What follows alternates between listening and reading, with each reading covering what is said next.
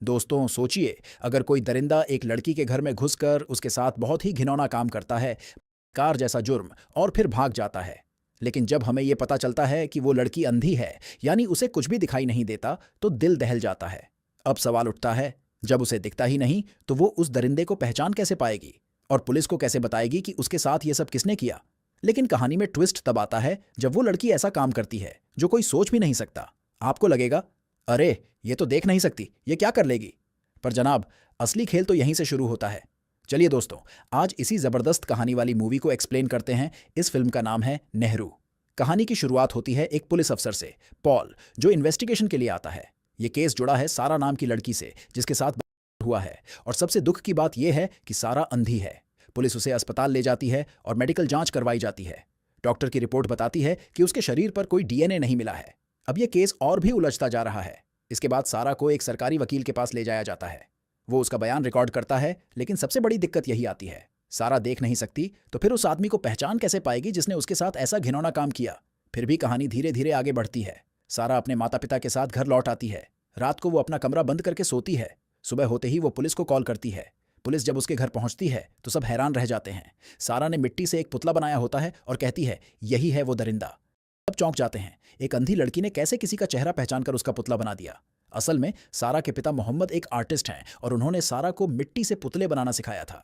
जब वो आदमी सारा के साथ गलत कर रहा था तो सारा ने उसके चेहरे को हाथों से महसूस किया और उसी स्पर्श से उसने उसका चेहरा याद कर लिया। फिर उसी याद के सहारे उसने वो पुतला बना दिया। तो हुआ यूं कि सारा का पड़ोसी बताता है कि वही पुतला उसके दोस्त माइकल जोसेफ जैसा है। माइकल कुछ दिन पहले ही अपनी शादी का कार्ड देने आया था और अब वापस जा रहा है। पुलिस फौरन एक्शन में आती है और उसे एयरपोर्ट से गिरफ्तार कर लेती है। इसके बाद पुलिस एक लाइन में कई लोगों को खड़ा करती है, जिनमें माइकल भी शामिल है। अब सारा से कहा जाता है कि वो सबके चेहरे को छूकर बताए कि उसके साथ ये सब किसने किया। सारा एक एक कर सबके चेहरे को छूती है, लेकिन जैसे ही वो माइकल का चेहरा छूती है उसका चेहरा सख्त हो जाता है। यही है वो शख्स, सारा कहती है। अब पुलिस को भी यकीन होने लगता है कि सारा जो कह रही है वो सच है। माइकल को गिरफ्तार कर लिया जाता है। ये खबर देखते ही देखते न्यूज चैनलों पर छा जाती है। हेडलाइन बनती है, एक अंधी लड़की के साथ दुष्कर्म, आरोपी बड़ा बिजनेसमैन का बेटा माइकल जोसेफ। ये खबर जब माइकल के बाप क्रिस्टोफर जोसेफ को लगती है तो उसके होश उड़ जाते हैं। वो फौरन एक बड़े वकील राजशेखर को फोन करता है। कहता है, मेरा बेटा इस केस से बाहर निकलना चाहिए, वरना उसकी शादी टूट जाएगी। राजशेखर कहता है कि उसका प्लान तैयार है। वो सारा के सौतेले भाइयों को पैसे देता है और उन्हें सारा के घर भेजता है। उन्हें बोलता है कि सारा को समझाओ और केस वापस लेने को कहो। लेकिन जब वो लड़के सारा के घर पहुंचते हैं और पैसे देकर केस वापसी की बात करते हैं तो सारा के पापा गुस्से में आ जाते हैं और उन्हें घर से भगा देते हैं। अब राजशेखर को जब ये बात पता चलती है तो वो नया पैंतरा खेलता है। कुछ मीडिया वालों को बुलाता है और कहता है, जाओ सारा के घर और ऐसे सवाल पूछो जिनका जवाब वो ना दे पाए। असल में वो सारा और उसके परिवार की बदनामी करना चाहता था, लेकिन इंस्पेक्टर पहले ही सारा और उसके परिवार को चेतावनी देता है, किसी भी मीडिया से बात नहीं करनी है। अब सीन शिफ्ट होता है कोर्ट में। राजशेखर कोर्ट में अपना तगड़ा पक्ष रखता है और सारा का सरकारी वकील कुछ भी जवाब नहीं दे पाता। इस वजह से जज पहली ही सुनवाई में माइकल को बेल दे देता है। राजशेखर उसे अपने ऑफिस में बुलाता है और बातचीत के दौरान उसे समझ आ जाता है, हाँ, यही लड़का सारा का गुनहगार है। अब कहानी में एंट्री होती है राजशेखर की बेटी पूर्णिमा की। वो अपने पिता से कहती है, पापा, अगर माइकल ने सच में उस अंधी लड़की के साथ ये सब किया है तो उसे सजा मिलनी चाहिए। राजशेखर जवाब देता है, बेटा, वो एक बहुत बड़े बिजनेसमैन का बेटा है और पैसा हर गलती को छिपा सकता है, लेकिन क्या वाकई ऐसा होगा? उधर इंस्पेक्टर को भी समझ आ जाता है कि सरकारी वकील राजशेखर से केस नहीं जीता जा सकता। इसलिए वो अपनी दोस्त आना की मदद से विजय मोहन नाम के एक पुराने वकील से मिलने जाता है। इंस्पेक्टर रिक्वेस्ट करता है, प्लीज इस केस को संभाल लीजिए, लेकिन विजय मोहन कहता है, मैंने वकालत छोड़े कई साल हो गए, अब मुझे कुछ याद नहीं रहता, मैं ये केस नहीं लड़ सकता। तब आना बोलती है, एक बार सिर्फ सारा से मिल लीजिए, अगर उसके बाद भी आपका मन न माने तो हम पीछे हट जाएंगे। फिर तीनों जाते हैं सारा के घर। विजय मोहन जैसे ही सारा से मिलता है और उसकी मासूमियत देखता है तो उसका दिल पिघल जाता है। उसे यकीन नहीं होता कि कोई इस तरह की लड़की के साथ ऐसा कर सकता है, और यहीं वो फैसला लेता है, मैं ये केस लड़ूंगा। लेकिन सारा के पापा को विजय मोहन पर थोड़ा शक होता है, क्या ये वकील मेरी बेटी को इंसाफ दिला पाएगा? तब आना उन्हें बताती है, विजय मोहन पहले एक बहुत ही तेज वकील हुआ करते थे और ये पहले राजशेखर के साथ ही काम करते थे। आना आगे बताती है, एक समय पर विजय मोहन और राजशेखर की बेटी पूर्णिमा का अफेयर चल रहा था। जब यह बात राजशेखर को पता चली तो उसने बदले में विजय को एक झूठे केस में फंसा दिया, उसका वकालत का लाइसेंस 5 साल के लिए रद्द करवा दिया और अपनी बेटी की शादी कहीं और कर दी। अब वक्त बदल चुका था। विजय मोहन फिर से केस में जुट जाता है और सबूत जुटाने शुरू करता है। इसी बीच विजय टीवी पर देखता है कि राजशेखर मीडिया को बोल रहा है, सारा और उसका परिवार हमारे क्लाइंट पर झूठे आरोप लगा रहे हैं, ये सब पैसे के लिए किया गया है। लेकिन विजय मोहन इन बातों पर ध्यान नहीं देता। वो सीधे पुलिस से कहता है, मुझे उस मिट्टी के पुतले की फोटो चाहिए। इसके बाद वो और इंस्पेक्टर मिलकर पुलिस स्टेशन जाते हैं और केस की फाइल से फोटो निकालने की कोशिश करते हैं। लेकिन जैसे ही फाइल खोलते हैं, पता चलता है कि वो फोटो गायब हैं। इसका मतलब साफ था, पुलिस विभाग में कोई ना कोई राजशेखर के साथ मिला हुआ है। अब आता है केस का पहला दिन कोर्ट में। आना अपनी छोटी बहन को भी विजय मोहन से मिलवाती है। इन्होंने अभी एलएलबी पूरा किया है, आज से ये आपकी इंटर्न बनेगी। कोर्टरूम में सबसे पहले विजय मोहन सारा की नौकरानी सीमा को गवाह के तौर पर बुलाता है और उससे उस दिन की पूरी घटना को बताने के लिए कहता है। अब कोर्ट में पहली गवाह बनती है सीमा, सारा की नौकरानी। वो कहती है, सारा के माता पिता तो एक शादी में गए हुए थे और मैं बैंक गई थी लोन के सिलसिले में। सारा के पापा मोहम्मद एक जानकार के जरिए मेरी मदद करवा रहे थे। लेकिन जब मैं बैंक से लौटी तो मैंने सारा को बहुत ही बुरी हालत में पाया। मैंने तुरंत सारा के मम्मी पापा को फोन किया और साथ ही पुलिस को भी सूचना दी। लेकिन यहां राजशेखर चालाकी दिखाता है। वो सारा के पिता मोहम्मद पर ही शक जताने लगता है, क्योंकि सारा उनकी सौतेली बेटी थी। राजशेखर कोर्ट में यह जताने की कोशिश करता है कि शायद सारा के साथ ऐसा काम उसके सौतेले पिता मोहम्मद ने ही किया हो। अब बारी आती है सारा की मां की। विजय मोहन सारा की मां को कटघरे में बुलाता है और पूछता है, आपने माइकल को पहली बार कब देखा? सारा की मां जवाब देती है, सारा के साथ यह हादसा होने से एक दिन पहले माइकल हमारे घर आया था। वो अपने एक दोस्त का पता पूछ रहा था।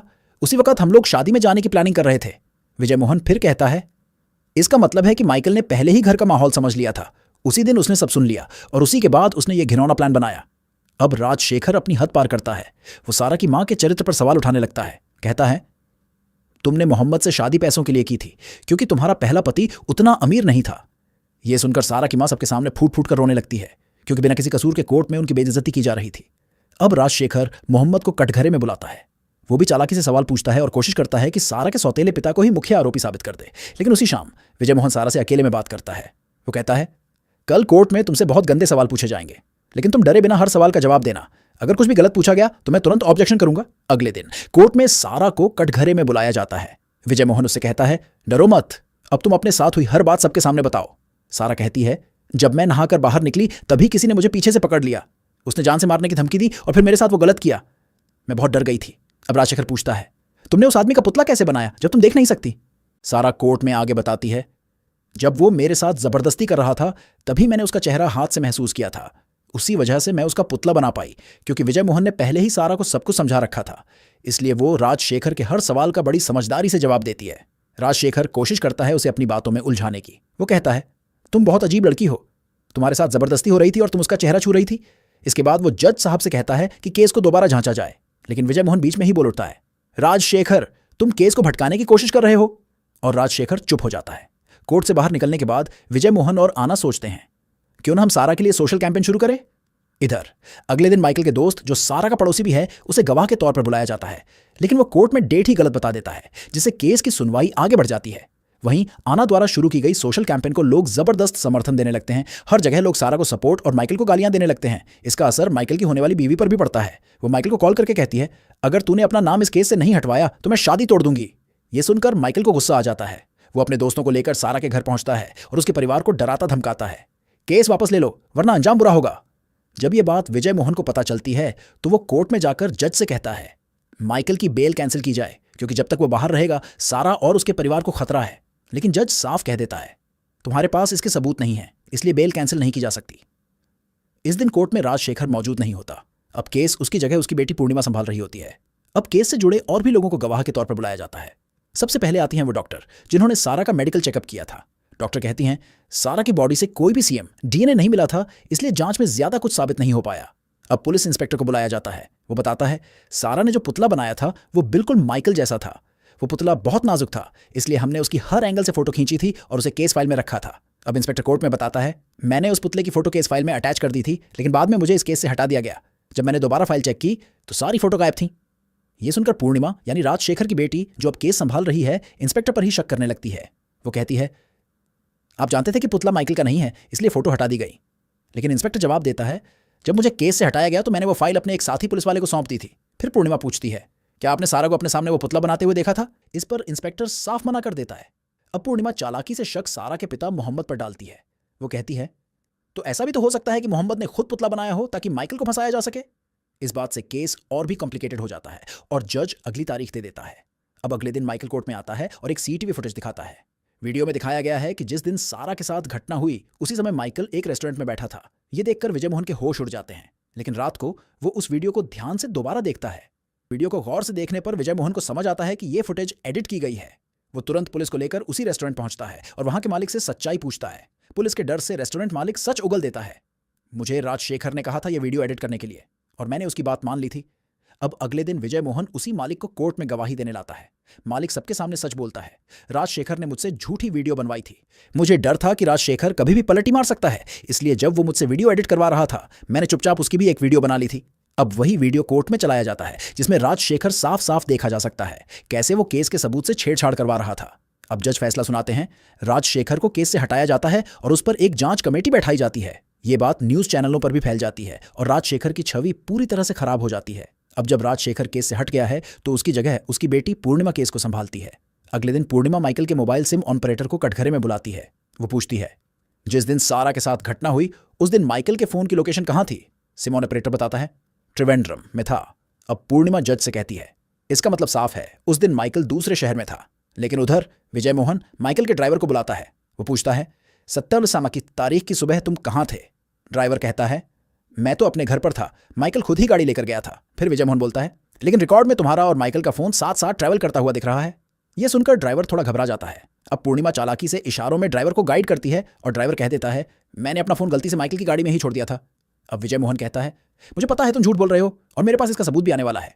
फिर जज अगले दिन की तारीख दे देता है। अगले दिन पूर्णिमा माइकल के सारे दोस्तों को कटघरे में बुलाती है। वो पूछती है, क्या सारा के साथ जिस दिन घटना हुई उस दिन माइकल तुम लोगों के साथ था? सब एक जैसे बोलते हैं, हाँ सर वो हमारे साथ था, हम लोगों ने उस दिन खूब मस्ती की थी। अब बारी आती है विजय मोहन की। वो सबको एक एक करके बुलाता है और पूछता है, माइकल ने किस रंग के कपड़े पहने थे? वो किस गाड़ी से आया था? अब दोस्तों के जवाब आपस में नहीं मिलते। कोई कुछ कहता है, कोई कुछ, यानी वो झूठ बोल रहे हैं। अब विजय मोहन कोर्ट में कहता है, मुझे पता है आप सब झूठ बोल रहे हो और इसका सबूत मेरे पास है। वो एक डैश कैम की वीडियो कोर्ट में दिखाता है। वीडियो में साफ दिखाई देता है कि माइकल की गाड़ी उसी दिन वही ड्राइवर चला रहा था जो कह रहा था कि वो घर पर था। अब साफ हो जाता है कि माइकल और उसके दोस्त सब झूठ बोल रहे हैं। इतना ही नहीं, विजय मोहन एक और धमाका करता है। वो जज को माइकल के पुराने रेप केस की रिपोर्ट दिखाता है। वो कहता है, इसने पहले भी एक लड़की के साथ गलत किया था लेकिन पैसे से केस दबा दिया गया। तभी पूर्णिमा उठकर बोलती है, उस पुराने केस का कभी कोई सबूत साबित नहीं हुआ था। अब कोर्ट की सुनवाई का माहौल और भी गर्म हो चुका है। पूर्णिमा कहती है, सिर्फ ये साबित करना कि माइकल ने झूठ बोला ये काफी नहीं है, इससे वो बलात्कार का दोषी साबित नहीं होता। जज आखिरी सुनवाई के लिए फाइनल डेट दे देता है। उसी शाम सारा के पिता मोहम्मद विजय मोहन से पूछते हैं, जब हमने कोर्ट में इतने सारे सबूत पेश किए हैं तो जज ने माइकल को सजा क्यों नहीं दी? इस पर विजय मोहन बहुत साफ जवाब देता है, हमने अभी तक सिर्फ ये साबित किया है कि माइकल झूठा है, लेकिन यह नहीं साबित हुआ कि उसी ने सारा के साथ बलात्कार किया। और सबसे बड़ी चुनौती यह है कि सारा देख नहीं सकती, इसलिए हम उसे अपराधी से सीधे जोड़ नहीं पा रहे हैं। अब आता है फाइनल हियरिंग का दिन। विजय मोहन कोर्ट में पूरी प्लानिंग के साथ बोलता है, माइकल सारा के घर एक दिन पहले अपने दोस्त का पता पूछने आया था। उसी दिन उसने सारा को देख लिया और मोहम्मद व उसकी बीवी की बातें भी सुन ली कि अगले दिन वो शादी में जा रहे हैं। माइकल ने फौरन अपने ड्राइवर को कॉल किया और कहा, मेरी गाड़ी ले जाकर त्रिवेंद्रम छोड़ाओ। फोन भी उसी गाड़ी में रख दिया गया ताकि लोकेशन वहीं की दिखे। फिर अगले दिन जब सारा घर पर अकेली थी, माइकल छत से अंदर घुसा, सारा को धमकाया और उसके साथ जबरदस्ती की। सारा बहुत डर गई थी, भाग नहीं सकी, लेकिन उसने उसका चेहरा छू लिया और उसी की याद में वो पुतला बनाया। अब कोर्ट में माहौल बिल्कुल टाइट हो जाता है। पूर्णिमा खड़ी होती है और कहती है, कोर्ट में कहानी नहीं सबूत चलते हैं। आपने जो कुछ भी कहा वो बस एक मनगढ़ंत कहानी है। फिर वो एक चुनौती देती है, अगर सारा सच में किसी का चेहरा छूकर उसका पुतला बना सकती है तो क्यों ना वो कोर्ट में मौजूद किसी भी शख्स का पुतला बनाकर दिखाए। सारा इसके लिए तैयार हो जाती है, लेकिन एक शर्त रखी जाती है, सारा को चेहरा छूने के लिए सिर्फ 5 मिनट मिलेंगे। अब पूर्णिमा चालाकी दिखाती है। वो अपने पिता यानी राजशेखर को सारा के सामने बैठाती है। सारा को अब उसका चेहरा छूकर उसका पुतला बनाना था, लेकिन राजशेखर यहां भी चाल चलता है। वो सारा को बार बार उस हादसे की बातें याद दिलाता है ताकि उसका ध्यान भटके और वो ठीक से चेहरा महसूस न कर पाए। अब जैसे ही 5 मिनट पूरे होते हैं राजशेखर चुपचाप कमरे से बाहर चला जाता है। इसके बाद सारा पुतला बनाना शुरू करती है। उधर बाहर मीडिया वालों की भी भीड़ जमा हो जाती है। क्या सारा सच में चेहरा छूकर पुतला बना पाएगी? 6 घंटे की मेहनत के बाद पुतला तैयार होता है और उसे कोर्ट में लाया जाता है। जैसे ही पुतले से पर्दा उठता है, कोर्ट में सन्नाटा छा जाता है। हर कोई हैरान रह जाता है क्योंकि वो पुतला राजशेखर के चेहरे से बिल्कुल मेल खाता है, यानी उस इंसान से जिसने सच में सारा के साथ जबरदस्त, वो माइकल ही था। अब जज को भी यकीन हो जाता है कि सारा शुरू से सच बोल रही थी और माइकल ही उसका गुनहगार है। और फिर जज अपना फैसला सुनाते हैं। माइकल जोसेफ को उम्र कैद की सजा दी जाती है। कोर्ट के बाद सारा और उसका परिवार विजय मोहन को धन्यवाद देते हैं। अगर आप न होते तो हमें इंसाफ कभी नहीं मिलता। यहीं पर इस दिल को छू जाने वाली मास्टरपीस फिल्म की कहानी खत्म होती।